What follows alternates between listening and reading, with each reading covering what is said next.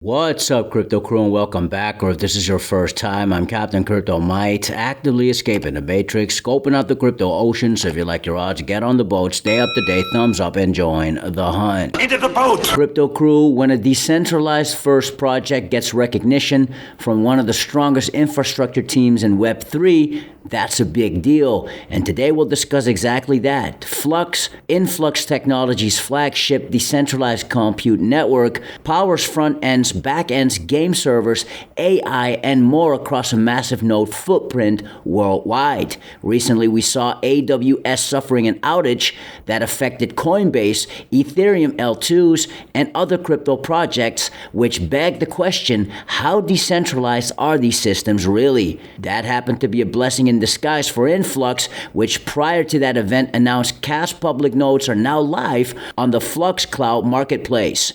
Shout out to Ankit and the XXIM Podcast, as Ankit had an interview with co-founder of Flux and Influx Technologies, Daniel Keller, recently, who likes Kaspa as a project and who himself holds Kaspa as an asset. Daniel has been at the forefront of building resilient, decentralized infrastructure that actually works in the real world, especially when centralized clouds stumble. His perspective on why decentralization isn't just a preference, but a necessity aligns perfectly with Kaspa's ethos. In this segment, Daniel and Ankit discuss proof of useful work and why Kaspa stands out. Full interview is linked in the description box below. Stay tuned, Crypto Crew. You serious? Prove all things, hold fast, that which is good. Protect your Kaspa coins, bitcoins, and other crypto investments through self-custody on a cold storage. And in our opinion, the Tangent wallet is your best option. Get 10% off using code Crypto Crew, and you can get another 50% off on your second Tangent card set. This runs till November 7th, 2025. Thanks so much for your consideration and support in advance, and may the Lord Jesus Christ bless you all.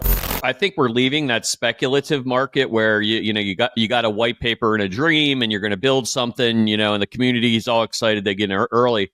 But retail fatigue is real. Like after the meme coin debacle, and then you've got NFTs, then you've got DeFi, then you've got whatever the acronym du jour is. The retail fatigue is real. But what happened is, every time it burns out, we add a different quality of investor, right? So people that stay for the long period of time, they're going to see these ebbs and flows of the market, and they're going to start to realize and identify projects correctly that actually can generate revenue, that can solve a solution that isn't already solved or is fractured in legacy technology, Web 2, and they're doing it in Web 3. I think that's going to be the holy grail right there. And I think the projects that are actually building a use case and really incentivizing the community, not just with, mining rewards or running the infrastructure, we're doing that with our progressive node rewards. So we're actually using the money that's coming in to also incentivize folks to deploy. So it comes down to, there'll be a few companies that will be the bridge for the major players. And Flux, I believe, is one of them, because we've laid that foundational groundwork, whether it's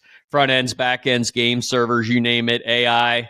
We have a decentralized AI component. We have Edge, which is our GPU market. I think the ones that are going to make money in the long term are the ones that are going to be super successful. And how do you see RWA itself? Deep in RWA, it's sort of, the definition itself has changed, right? I think 7 years ago, 8 years ago, it was physical. It used to be infrastructure based, but now I think RWA is like a mostly financial assets that we're looking at, right? So have you seen the shift? What do you think of the shift that has happened? I think you're definitely going to see our RWAs happen, but I don't think it's going to happen like everybody anticipates them to do, that it's going to be some decentralized process. I think you're going to get the JP Morgans and the ilks of the big players to start to tokenize those assets early on. It kind of takes the power out of the hands of the people. Where I see RWAs really come in on strong is for something like what we did with Sal watches.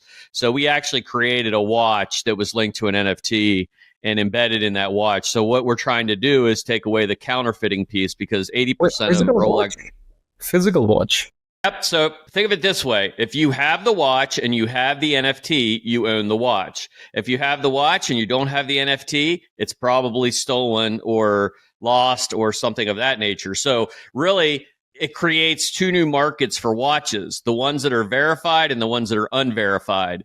And obviously, as the verified ones come into play, and you get somebody like a Rolex to utilize the technology that was built. Now, the value of these watches goes parabolic, and RWAs work really well for that. Our fork essentially took the entire project to proof of use work. And I mean, in my book, Satoshi Nakamoto's greatest quandary was, what do I do with all my additional compute resources? He knew this would grow fast. And I'm not saying Flux is Bitcoin. I'm saying Flux is Flux. We had a fair launch, completely proof of work. We ran that for 5 years, moved to a hybrid model where we had 50% in our useful work and 50% in proof of work. And then now we've moved to 100% proof of useful work. In the end, it benefits everyone because now those all compute resources on the network are available for rent, for purchasing, for people to supply compute resources and get incentivized at a much higher rate than just mining. There needs to be a better way than what we have now because proof of work is dying a slow death. The only way to save that is to add revenue cycles to the miners because they're business operators.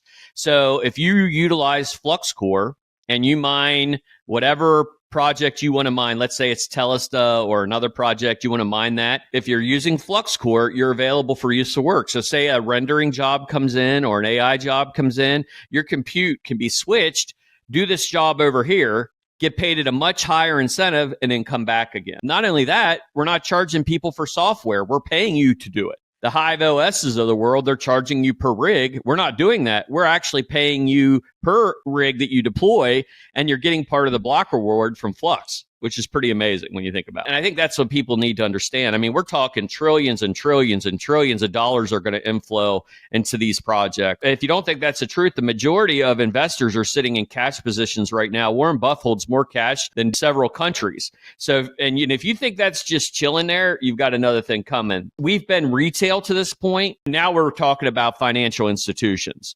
So, you're going to want people that have this exposure in their portfolio, and they're not going to only want a Bitcoin. They're going to want new emerging technology that's changing the paramount. AWS did us the best advertisement in the world the past several weeks. I mean, we've had more people show up on our doorstep looking to load balance between Web3 and Web2 and we're talking major companies. We're talking Fortune 100 companies. They've kicked the tires for 2 years, and I always tell them, I said, look, there's two ways of adoption. There's attrition, which means you naturally grow into it. You just keep growing, and eventually you just reach that pinnacle and everything just takes off. Or there's necessity. And we're in necessity right now. I mean, if 50% of the internet goes down and almost 85% of crypto projects go down, when AWS goes down, we have a big problem. And decentralization solves that. So I don't even think we're in a position where decentralization is even a want. I think it's a necessity. In the end, I think it's the best thing that could have happened to all of crypto. So yes, decentralization is still paramount in my book. So, recently you guys gave a huge shout out to Kaspa community for prioritizing decentralization. It's important for us. We care about decentralization, but I wanted to hear from you why it's important for people to run their own nodes. I think proof of work is only one side of it, right? What makes Bitcoin great is anyone can run a node. Now, the difference is smaller projects don't necessarily have the resources, or the people that are supporting the project have the resources. We liked what Kaspa was doing. I like Kaspa as a project. I hold Kaspa personally. I think it's a pretty solid asset. I love the initiative that the community has. They're highly involved. They're highly coordinated. And one of the things that we said is, hey, how can we help these folks make their chain even more decentralized? The importance of nodes not ran on centralized infrastructure becomes paramount. I would say the biggest weakness of any blockchain at this particular point in time is where their nodes are housed and how they move the chains forward. So if proof of work is rock solid, no issues there.